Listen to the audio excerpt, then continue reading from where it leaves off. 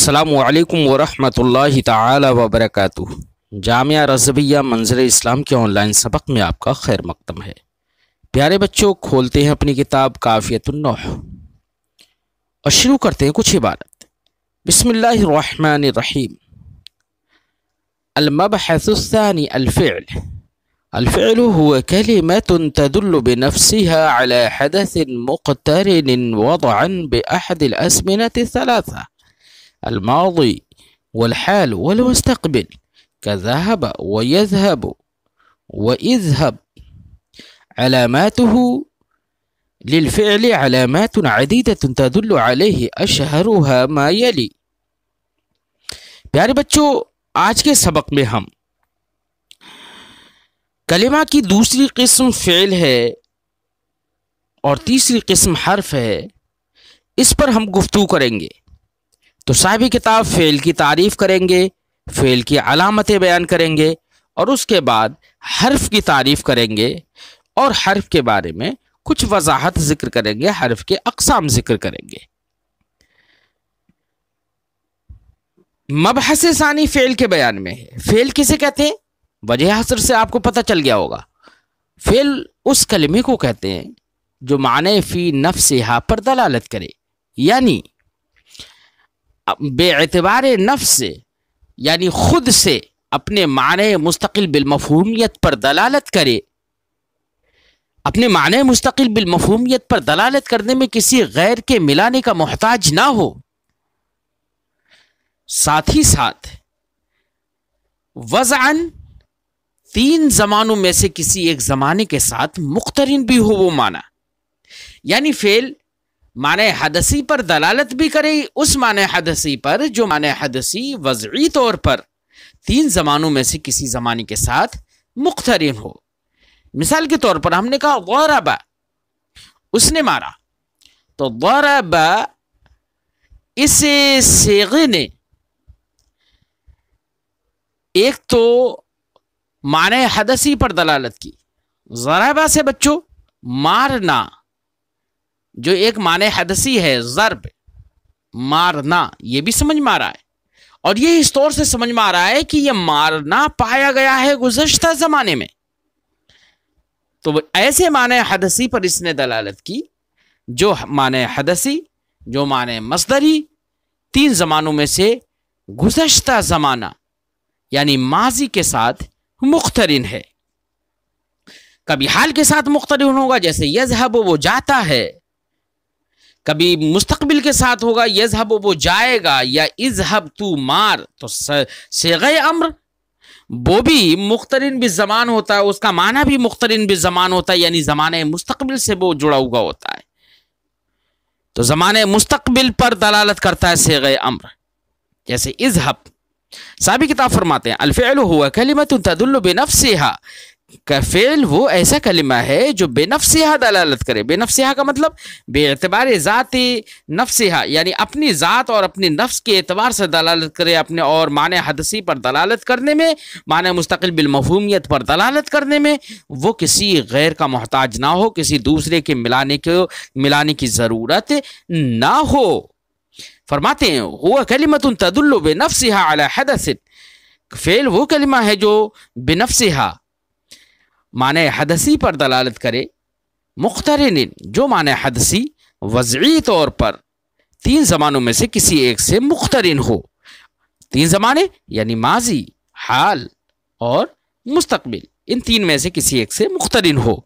मिसाल के तौर पर ज़हबा वो गया, ज़माने माजी के साथ यहाँ पर जाने का इक़्तिरान हुआ। जाना जो माने हदसी है वो मुख्तरिन है ज़माने माजी के साथ। यज़हब वो जाता है, यहाँ पर ज़माने हाल के साथ। व इज़हब तू जा, यहाँ पर ज़माने मुस्तकबिल के साथ। अलामातुहु फ़ेल की अलामतें, फरमाते साहिब किताब लिल-फ़िअल अलामातुन अदीदा, फ़ेल की बहुत सारी अलामतें हैं।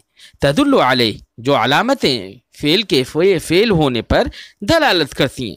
अशहरुहा मा यली, उन अलामतों में से मशहूर तर वो हैं जो आ रही हैं, जो नीचे जुड़ी हुई हैं, जो बाद में आ रही हैं। नंबर 1 से लेकर नंबर 4 तक यानी 4 अलामतें صاحب کتاب بتا رہے ہیں. پہلے فرماتے ہیں دخول و قد ایک علامت ہے قد کا داخل ہونا، سین کا داخل ہونا، صوفہ کا داخل ہونا، جسم کا داخل ہونا. یعنی یہ چار، قد کا داخل ہونا ایک علامت، سین کا داخل ہونا دوسری علامت، صوفہ کا داخل ہونا تیسری علامت، جسم کا داخل ہونا چوتھی علامت. مثال کے طور پر قد قام، وہ کھڑا ہو گیا. تو قد کبھی اسم یا حرف پر داخل نہیں ہوتا ہے، فعل ہی پر داخل ہوتا ہے. قد یضحک، کبھی کبھی وہ ہنس جاتا ہے، تو قد یہ فعل مضارع پر داخل ہو گیا. سیذهب، ستذهب، ان قریب تو جائے گا، تو یہاں پر سین داخل ہو گیا. سوف نذهب، بعد میں ہم جائیں گے، سین قریب مستقبل قریب کو بتاتا ہے، سوفا مستقبل بعید کو بتاتا ہے. ولم یذهبوا، وہ سب نہیں گئے. تو لم یذهبوا لم ہو یا اس کے اخوات ہوں، لم لما، لام امر، لا نہیں شرطیہ، ان سب کی بنا پر جزم آتا ہے. اور جزم یہ فعل کی علامت ہے، اسم پر جزم نہیں آتا ہے. لم یذهبوا یہاں پر لم کی وجہ سے یذهبوا میں جزم ہوا. کیوں؟ فعل میں جزم، فعل مجزوم ہو گیا. کیسے؟ اس لیے کہ نون اعرابی دیکھیے بچوں گر گیا نا، یذهبون تھا، لم جازمہ کی وجہ سے ہی نون اعرابی گر گیا، لم یذهبوا ہو گیا. اور اگر یہ جمع غائب کا صیغہ نہ ہو، واحد غائب کا صیغہ لائیں، تو ہم کہیں گے لم یذهب، لم نذهب متکلم میں، لم اذهب سب میں جزم ہے نا، لم یذهبوا میں جزم اس طور سے کہ نون اعرابی گر گیا. تو چار یہ علامت فعل کی ذکر کی. پانچویں علامت اور چھٹی اور ساتویں علامت یعنی تین علامتیں ایک ساتھ ذکر کر رہے ہیں. فرماتے ہیں واتصال ضمیر البارز المرفوع، ضمیر بارز مرفوع کا متصل ہونا، یہ بھی فعل کی علامت ہے.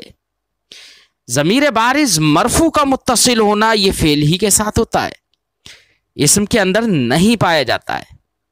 ضمیر جیسے ضربتا، ضربتی، ضربتو،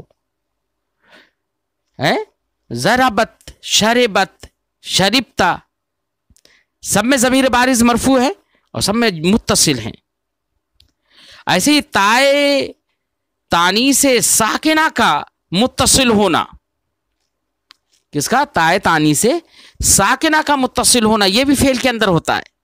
جیسے ضربت، شربت.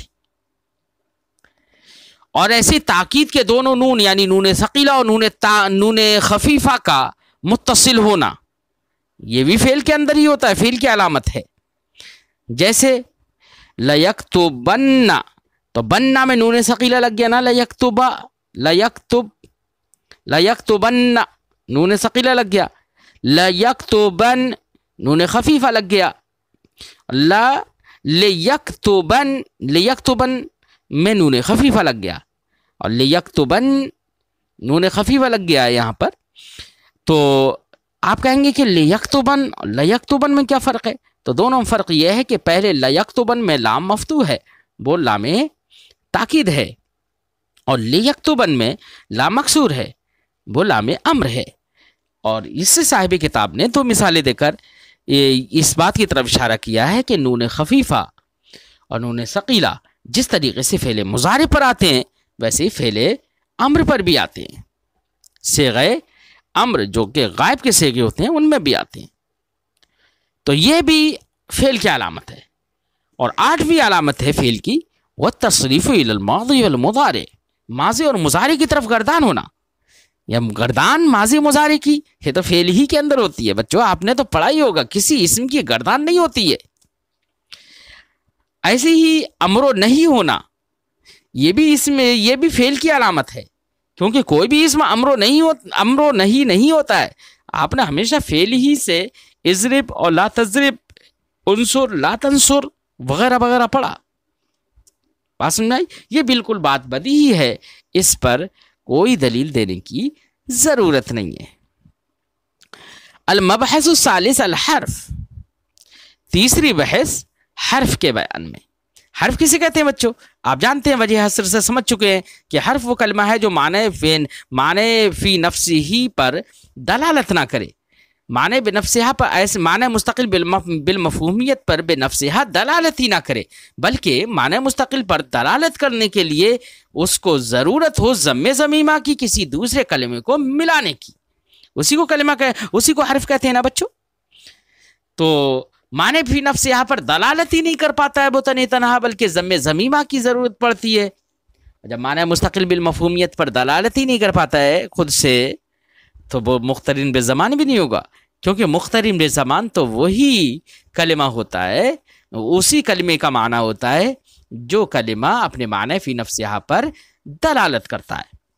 اس لیے صاحب کتاب فرماتے ہیں الحرف ہوا کلمۃ تدل علی معنی فی غیرہا. حرف وہ ایسا کلمہ ہے جو دلالت کرتا ہے ایسے معنی پر جو معنی اس کے غیر میں ہوتا ہے. غیر میں ہونے کا مطلب یہ نہیں ہے بچوں کہ حرف کا معنی اسم کے اندر پایا جاتا ہو، نہیں، بلکہ حرف اپنے معنی پر دلالت کرنے کے لیے، اس کا معنی پورے طور سے سمجھنے کے لیے ہمیں ضرورت ہوتی ہے کسی دوسرے کو یعنی اسم یا فعل کو ملا دینے کی ضرورت ہوتی ہے. تو گویا کہ جب معنی اسم یا فعل کے ملا دینے سے ضم ضمیمہ سے جب سمجھ میں آ رہا ہے تو گویا کہ اس کو یہ کہہ دیا جاتا ہے کہ وہ معنی حرف کا دلالت کرتا ہے ایسے معنی پر جو معنی اس کے غیر میں ہوتا ہے. غیر میں ہونے کا مطلب بے اعتبار غیرہا وہ دلالت کرتا ہے معنی پر، بے اعتبار نفسہا دلالت نہیں کرتا ہے. فرماتے ہیں حرف وہ ایسا کلمہ ہے جو دلالت کرے ایسے معنی پر جو اس کے غیر میں ہو، یعنی بے اعتبار غیرہا جو معنی پر دلالت کرے. دلالت خالیت من الزمن، ایسی دلالت کرے گا وہ کہ جو دلالت زمانے سے خالی ہوگی.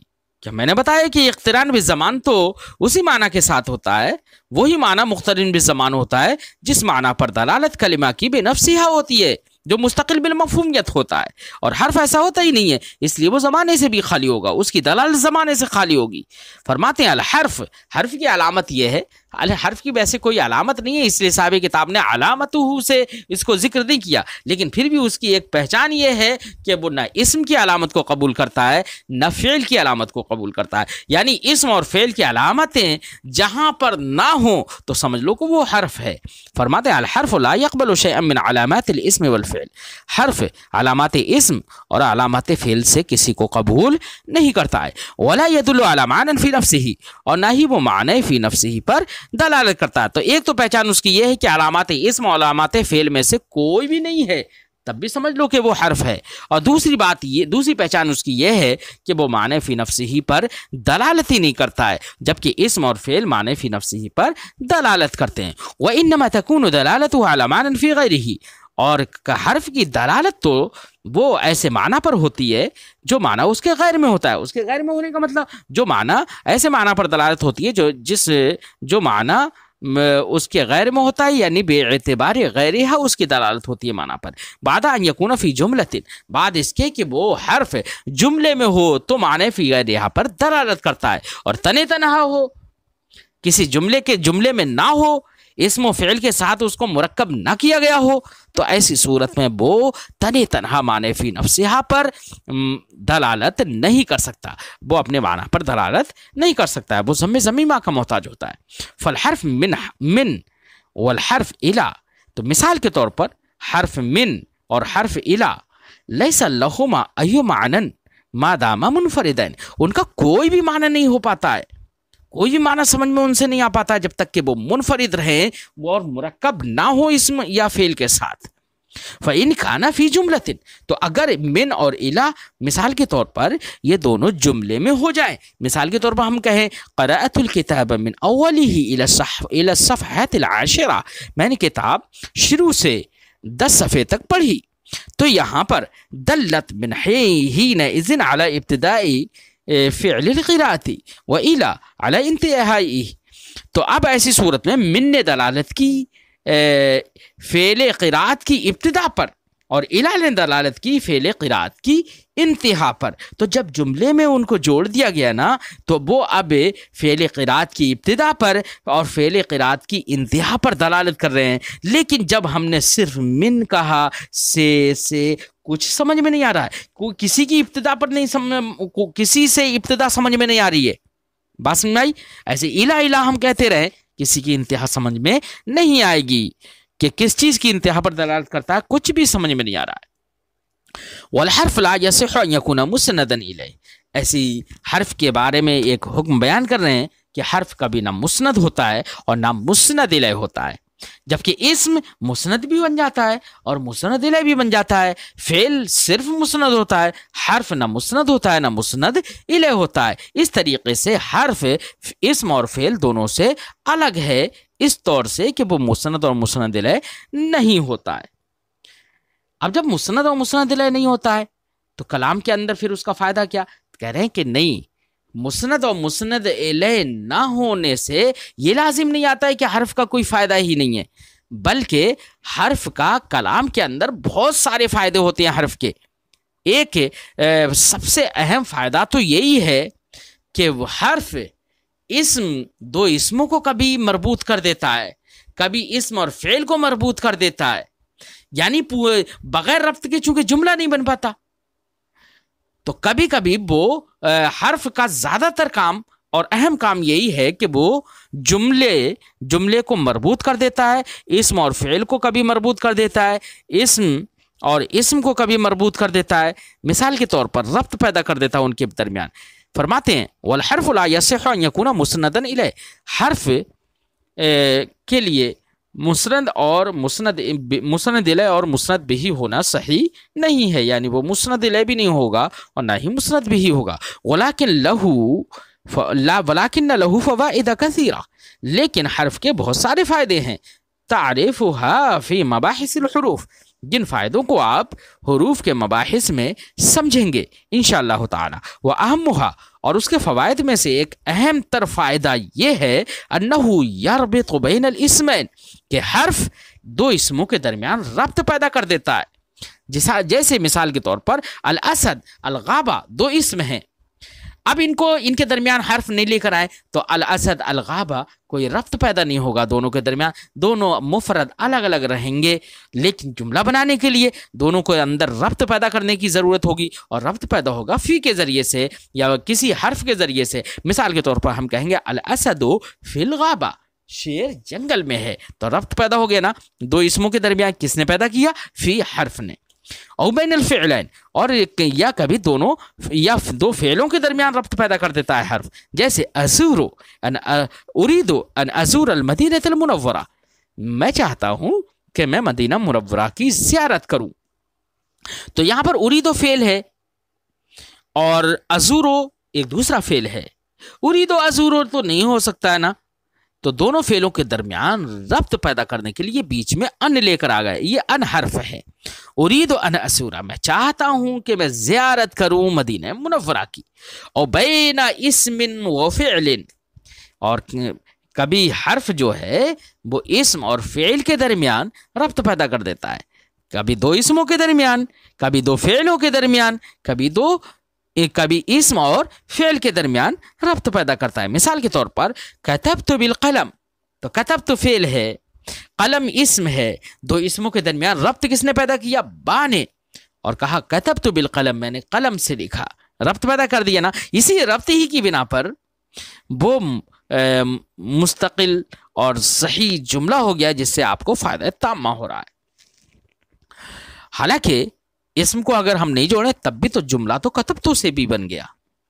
और बैनल जुमलतैन, और कभी कभी दो जुमलों के दरमियान में भी हर्फ रब्त पैदा कर देता है, यानी एक जुमला अलग दूसरा जुमला अलग, दोनों जुमलों को जोड़ दिया और हर्फ बीच में लेकर आ गए, तो अब ऐसी सूरत में दोनों में रब्त पैदा कर देता है। मिसाल के तौर पर लइन शकरतुम लअज़ीदन्नकुम, अगर तुम मेरा शुक्र अदा करोगे तो मैं तुम्हारी नेमतों को बढ़ा दूंगा। अल्लाह पाक ने इरशाद फरमाया लइन शकरतुम, तो यहां पर शकरतुम फेले ये पूरा जुमला है, अज़ीदन्नकुम ये पूरा एक जुमला है। दो जुमलों के दरमियान यहां पर दो हरफों ने रब्त पैदा किया, किस तौर से? शकरतुम पर आपने इन शर्त ये दाखिल कर दिया, इन शकरतुम इन हरफ शर्त है। लअज़ीदन्नकुम में यहां पर ला जो कि शर्त का जवाब बन रहा है, ला दाखिल कर दिया, लाम हर्फ है, ला ताकीद के लिए जो है वो हर्फ है। तो ये यहाँ पर दोनों हर्फों ने दो जुमलों के दरमियान रब्त पैदा कर दिया कि इन हर्फ शर्त दो पर दाखिल होता है, پہلے جملے کو شرط کہتے ہیں، دوسرے جملے کو اس کی جزا کہتے ہیں. تو شرط و جزا آپس میں مربوط ہو جاتی ہیں حرف شرط کی وجہ سے. والحرف ثلاثۃ اقسام، فرماتے ہیں حرف کی 3 قسمیں ہیں. ایک تو وہ قسم ہوتی ہے حرف کی جو کہ اسم کے ساتھ خاص ہوتی ہے، فعل وغیرہ میں نہیں آتی ہے، اور ایک وہ قسم ہوتی ہے حرف کی جو فعل کے ساتھ مختص ہوتی ہے، اسم میں نہیں آتی ہے، اور ایک وہی اس قسم ہوتی ہے حرف کی جو کسی کے ساتھ مختص نہیں ہوتی ہے، خاص نہیں ہوتی ہے، بلکہ اس کا دخول اسم پر بھی ہو جاتا ہے، فعل پر بھی ہو جاتا ہے. تو صاحب کتاب یہاں پر 3 قسمیں اسی اعتبار سے کر رہے ہیں کہ کچھ وہ حروف ہیں جو کہ اسم کے ساتھ مختص ہوتے ہیں، جیسے کہ حروف جارہ ہیں، حروف مشبہ بالفعل ہیں، یہ سب کے سب کیا ہیں؟ اسم کے ساتھ مختص ہیں، کبھی فعل پر داخل نہیں ہوتے. لہذا ہم نے کہا حسن فی البیت، حسن گھر میں ہے، تو یہاں پر فی حرف جار ہے، وہ اسم ہی پر داخل ہوا. ایسی حروف مشبہ بالفعل میں سے ہر ایک حرف، جیسے ان الحکومت عادلۃ، حکومت عادل ہے، بے شک حکومت عادل ہے، تو یہاں پر ان حرف مشبہ بالفعل الحکومہ اسم پر ہی داخل ہوا اور اسم پر ہی داخل ہوگا ہمیشہ. فرماتے ہیں پہلی قسم ہے قسم مختص بالاسم، ایک حرف کی وہ قسم ہے جو کہ مختص ہے اسم کے ساتھ خاص ہے، کسی فعل میں نہیں پائی جاتی، کا حرف الجر، جیسے کہ حرف جر، فی نحو حسن فی البیت، جیسے کہ حسن فی البیت میں فی. وان، اور ایسے ہی حرف مشبہ بالفعل ان اور اس کے اخوات، ان الحکومت عادلۃ میں. نمبر 2 قسم مختص بالفعل، ایک وہ قسم ہوتی ہے حرف کی جو مختص ہوتی ہے فعل کے ساتھ، کا لم، جیسے کہ لم ہے اور لم کے اخوات. فی نحو، آپ کی اس جیسی مثال میں، لم اقرأ صحیفۃ ھذا اليوم، آج میں نے قرآن پاک نہیں پڑھا، آج میں نے ایک صفحہ بھی نہیں پڑھا. یہ بھی ترجمہ کر سکتے ہیں، ایک صفحہ بھی نہیں پڑھا. تو یہاں پر لم جاسمہ ہے، وہ فعل مضارع ہی پر آئے گا، کسی اسم پر تو آنے کا سوال ہی نہیں ہے. تو یہاں پر لم، لم، لام، امر وغیرہ یہ فعل کے ساتھ مختص ہیں، یہ بھی سب حروف ہیں. قسم، اور تیسری قسم ہے غیر مختص، جو کسی کے ساتھ مختص نہیں ہے، بلکہ اسم پر بھی داخل ہو جائے، فعل پر بھی داخل ہو جائے. مثال کے طور پر فرماتے وَهُوَ الَّذِي يَدْخُلُ عَلَى الْأَسْمَاءِ وَالْأَفْعَالِ، جو غیر مختص ہے وہ حروف ہیں جو کہ داخل ہو جاتے ہیں اسماء اور افعال پر، کا حروف العطف، جیسے کہ حروف عطف ہیں، اور استفہام کے دونوں حرف ہیں، استفہام کے دونوں حرف، کا حروف العطف و حرف الاستفہام، جیسے کہ عطف کے حروف اور استفہام کے دونوں حروف. تو حروف عاطفہ فعل پر بھی آتے ہیں، جیسے ضربت و اکرمت، دونوں فعلوں کے درمیان ہیں. بات سمجھائی بچوں؟ اور کبھی اور ایسے حروف استفہام بھی. مثال صاحب کتاب دے رہے ہیں، جیسے اشتریت قلما و کراسۃ، میں نے قلم اور کاپی خریدی.